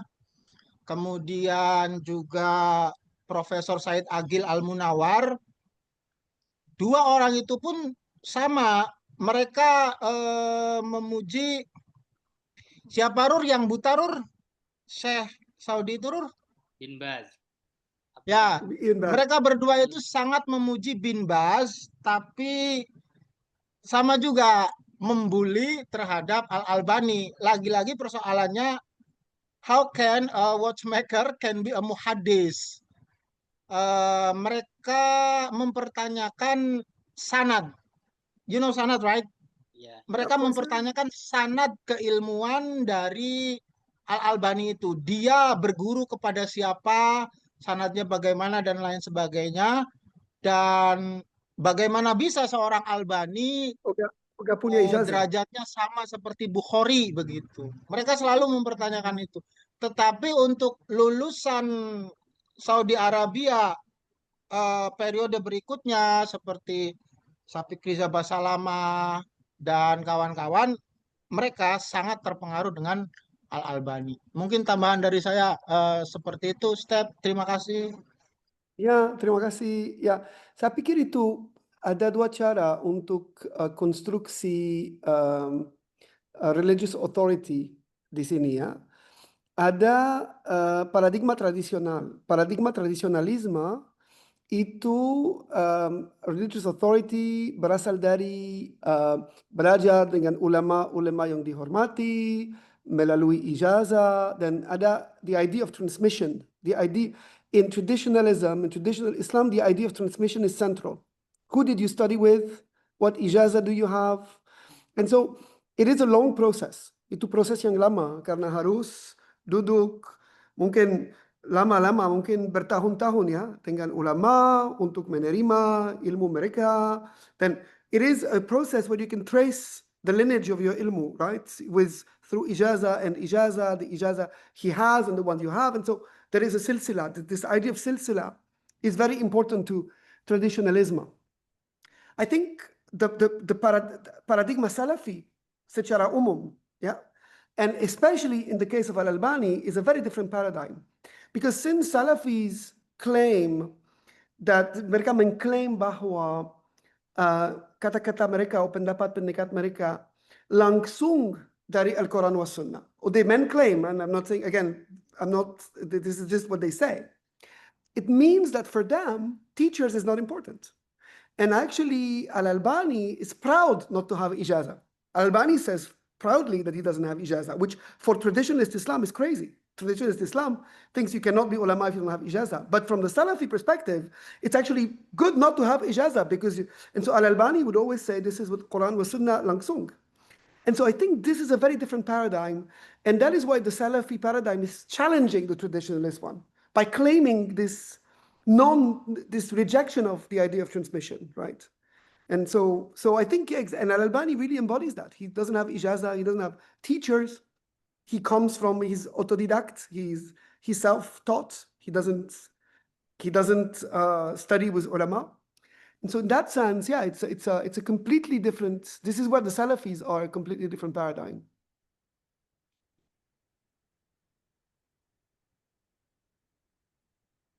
Okay, very interesting. Very interesting. Ya, terima kasih.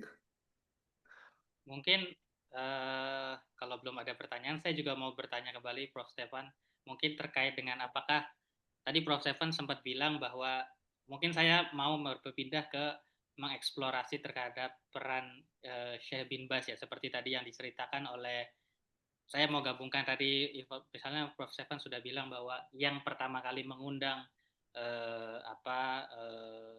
al-Albani ke Arab Saudi pada awalnya lewat pendirian Universitas Islam Madinah, kemudian diminta menjadi pengajar adalah bin Baz sendiri begitu. Kemudian bin Baz sendiri, tapi kemudian tidak lama setelahnya Albani kemudian dipulangkan atau di Usena al-Albani sendiri. Cuma kita mengetahui bahwa bagaimana figur saya melihat bahwa bagaimana figur bin Baz ini navigate gitu, Prof. Navigate dia authority, dia sepengetahuan saya dia juga misalnya mendukung waktu itu kelompok-kelompok yang saya kira relasi awalnya dengan jamaah Salafiyah Muhtasibah itu baik, saya sepengetahuan saya bukannya seperti itu. Nah, tapi kemudian baik dan juga tapi kemudian dia bisa secara politis kemudian berubah dan kemudian menganggap tadi kelompok seperti Juhayman al-Utaibi adalah pengkhianat, mengganggu stabilitas negara, dan kemudian dan kemudian mungkin tidak bagus lagi relasinya. Tapi kemudian kita tahu bahwa Abdul Aziz bin Baz itu masih banyak mendapatkan respect dari seperti yang tadi seperti dibilang oleh Pak Ibnu, itu ada beberapa figur yang sebenarnya yang berangkat dari latar belakang tradisionalis di Indonesia, kemudian berangkat ke Arab Saudi belajar kepada Syekh bin Baz dan menganggapnya sebagai ya masih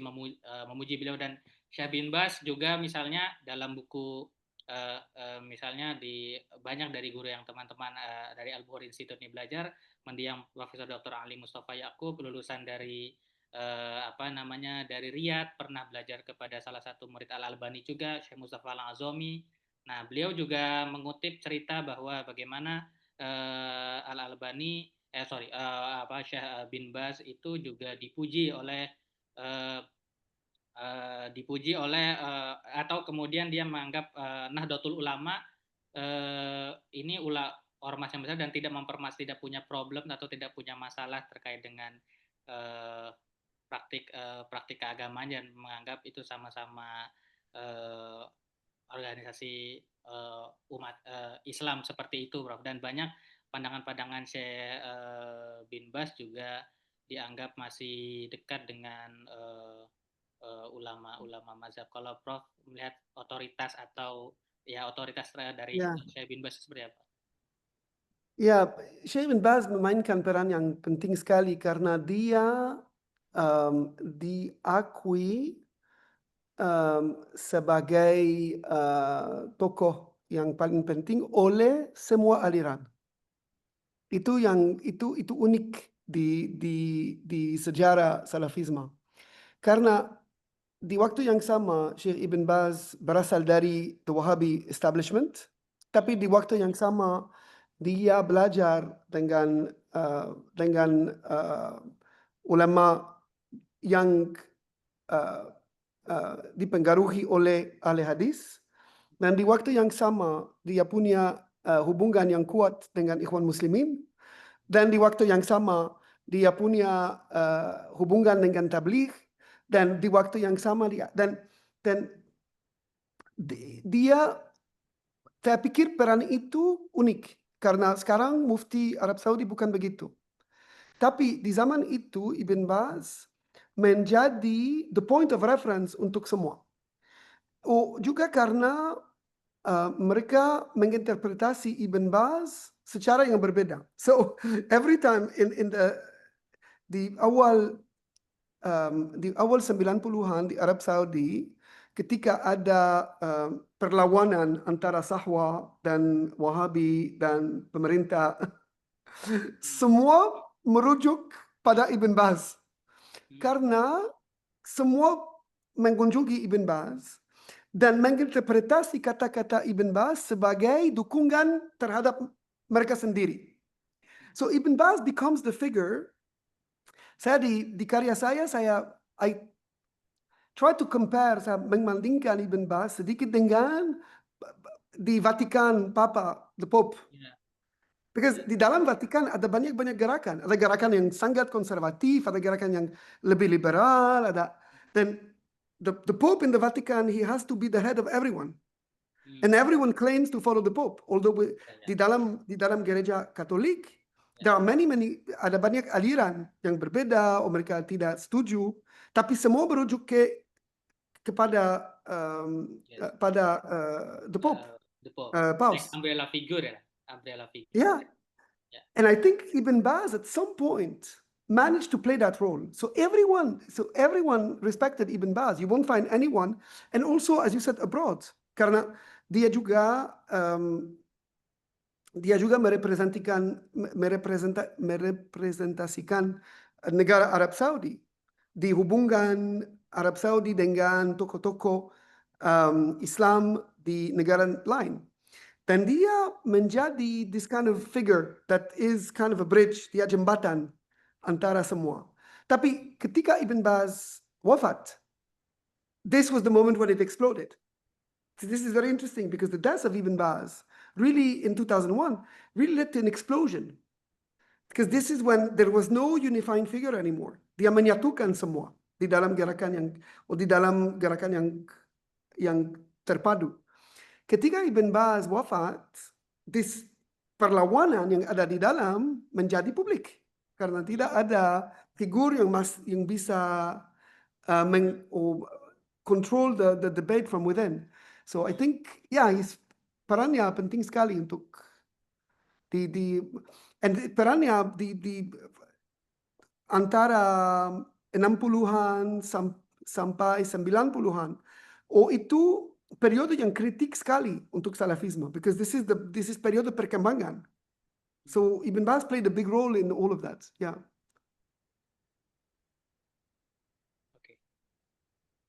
Okay. Many thanks, Prof.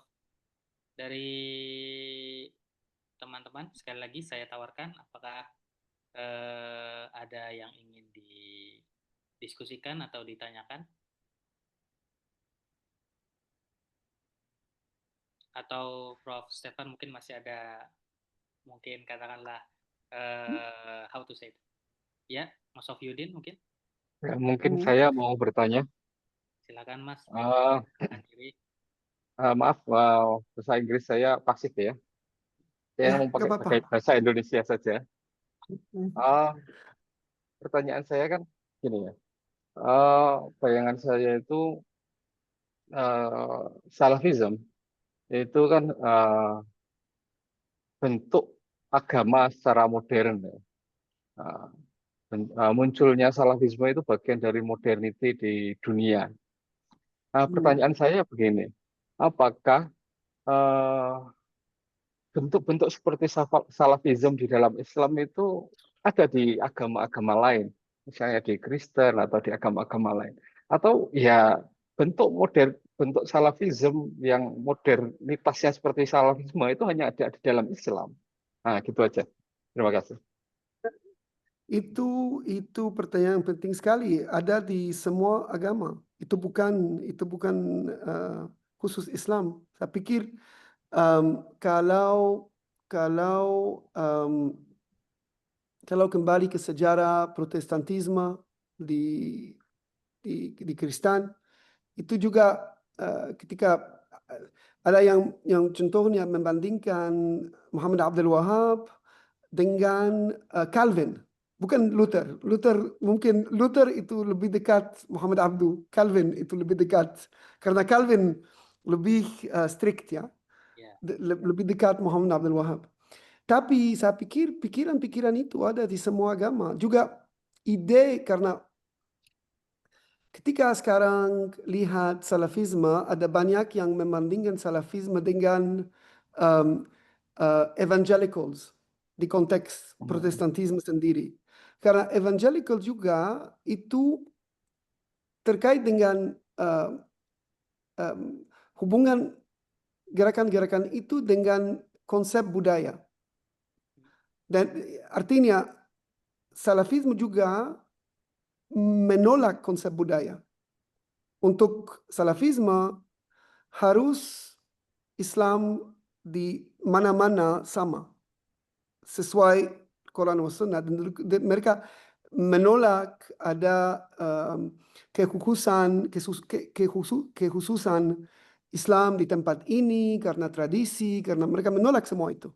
Dan mereka mau standarisasi, uniformisasi,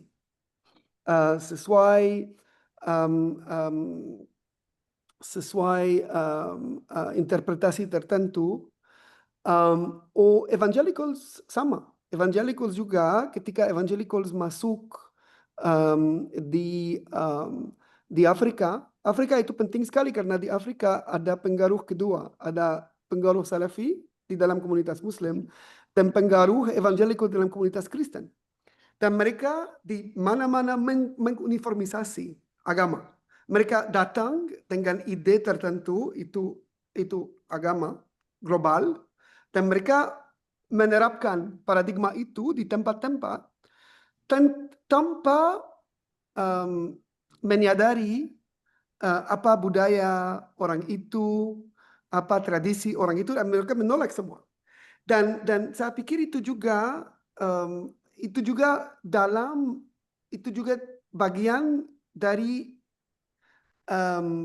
pembahasan apa modernitas, ya, dan bagaimana modernity dengan tradition.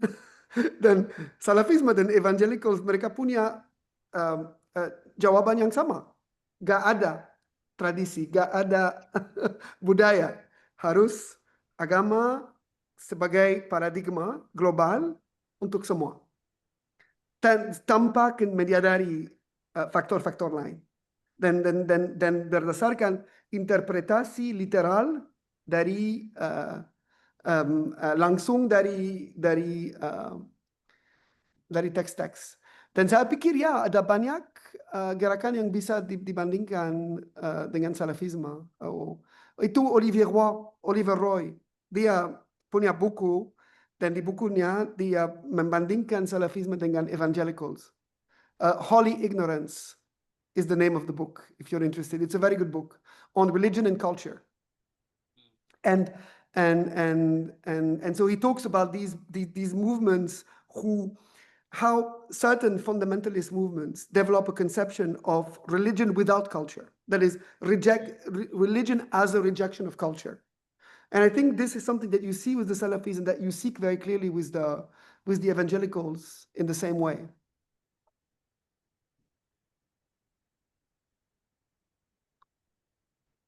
But it's a good question. And this is a very important question. I agree, because when we talk about this, we should always remember that this is not just, I study comparative religion, by the way. I'm interested in the comparisons. This is not about talking about Islam as if it is different. I think many of these religious dynamics are things that you see happening within religion as a whole, because they are responses to modernity, globalization. Basically those bigger factors, they impact religion everywhere in similar ways, producing, of course, different movements, but that can be explained in similar ways and compared. So absolutely. Jadi yang bentuk agama seperti model Salafism itu modernity. Jadi kalau bahasa agama dalam tradisi itu kan, agama itu kan dimaknai secara banyak dan luas gitu ya. Di dalam Salafism agama itu menjadi lebih pasti gitu. Dalam memaknai agama mereka lebih pasti karena mengandalkan satu teks yang juga terus kemudian secara secara metodologis juga dengan cara-cara yang pasti. Terima kasih. Ya, saya setuju. Saya pikir itu mereka mau agama seperti ilmu, science in the hard sense. And it's very interesting. Kalau Bapak lihat kosakata salafisme, dalil, manhaj, itu semua juga kata-kata yang ada di science matematik, fisik. Ya, apa dalil, manhaj, itu semua kata-kata yang sama digunakan di bidang science, but not religious science. So in many ways, for them, religion in a sense is inspired by modern conceptions of science. So here, this is very important to understand, because I think we don't understand that probably religious people in the past, they saw religion as something that they didn't think of religion in these terms. This necessity to, so there's a very good book that I like, which talks about how, for instance, because I talk about this when I talk about the watchmaker. There's a lot of engineers who become Salafi leaders. Why? Because Salafis think of religion as engineering. They don't think about spirituality. They don't think about religion as, in the traditional way. Religion is much more than, for Salafis, it's about engineering the world. It's about creating a counter science that is a mirror of hard science. And so that's why a lot of engineers would become Salafis. Not yet, there's engineers who don't become Salafis, but there is some kind of affinity with this kind of mindset of the, religion has to be thought of as mathematics. And of course, if you ask Ibn Arabi, he would disagree. He never thought of religion as mathematics, or many of the scholars of the past. They never thought of religion as mathematics. They thought of religion as something that involved other types of feelings and values. So in that sense, Salafism is quite modern, right? Or one conception of modernity, because that's the question: what is modernity then? Right? This is one conception, but there's other conceptions, right? You can also be like Japan, modern and traditional at the same time. You don't have to be like you can. Japan is interesting because you can achieve a modernity that doesn't reject tradition. So it works too. So Salafism is one understanding of what modernity is in many ways. And modernity concepts apply to religion. So in that sense, Salafis are a different understanding of modernity in some way, right? Within religion, I would say.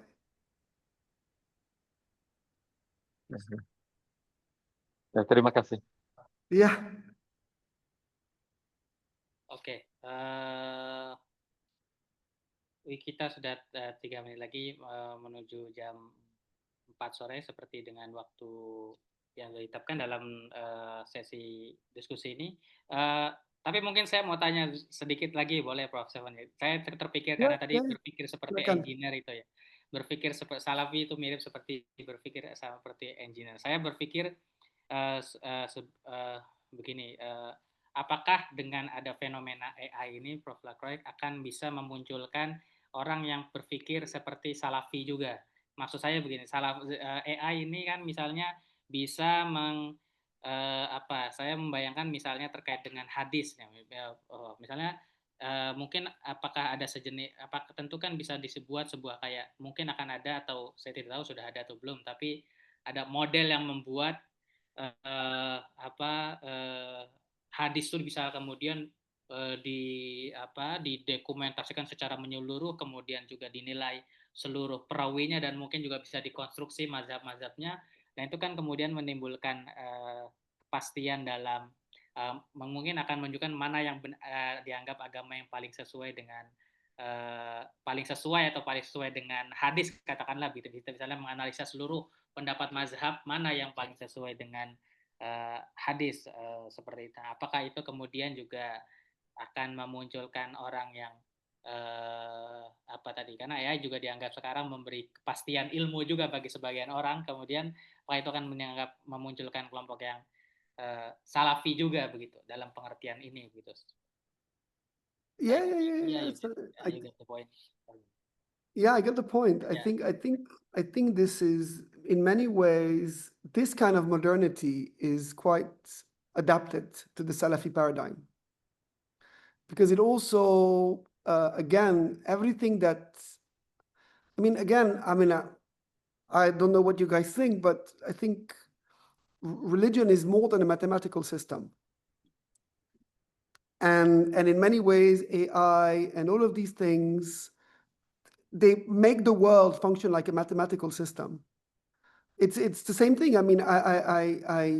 When I ask AI about the topics that we discussed today, AI will be, it doesn't work for certain topics. It works for very precise questions.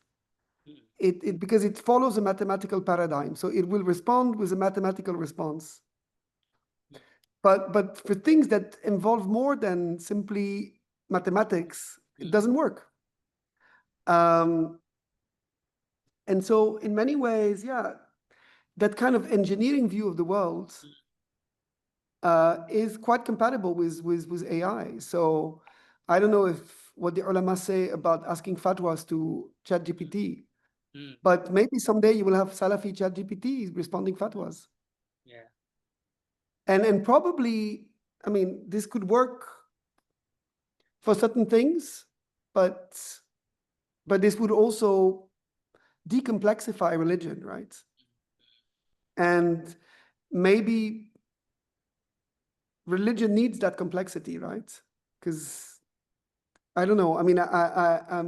So no, I agree. I think it's a very good question. I haven't really worked on this, but if we follow that idea about engineering and how, this is kind of an engineering view of the world, the world as a mathematical system, of course, everything that reinforces this kind of mathematical or engineering paradigm of the world has what you could call elective affinity with a more type of Salafi understanding. So yeah, it's a very good question. Yeah. Very interesting question. I think this is also very not just interesting, I think, but also broad question, broad discussion, not just about al-Albani and also its impact, not just for maybe for many of participants here from religious background, religious studies background, or Hadith Studies background, but also how to impact to its sociological background, historical background, also in its dynamics to the Saudi Arabia religious life, and also in other Muslim state, specifically in the Middle East. I think very interesting discussion, Prof. Stéphane Lacroix. And once again, many thanks for your time. Terima kasih banyak. Saat ini Prof. Stéphane Lacroix, saya lupa tadi sudah menjelaskan atau belum, saat ini sedang sabbatical leave ya, Prof. Sedang menjadi asisten profesor di Universitas Internasional Islam Indonesia. Sampai bulan apa, Prof. Stéphane Lacroix di Indonesia? No, I already finished my sabbatical actually. Oh. So I think saya sudah selesai. Itu kunjungan. Oh, sekarang penting. I was visiting professor for 1 year, but now I'm still affiliated, and I'm here at UIII again. But this is no longer part of my sabbatical. It's kind of bonus.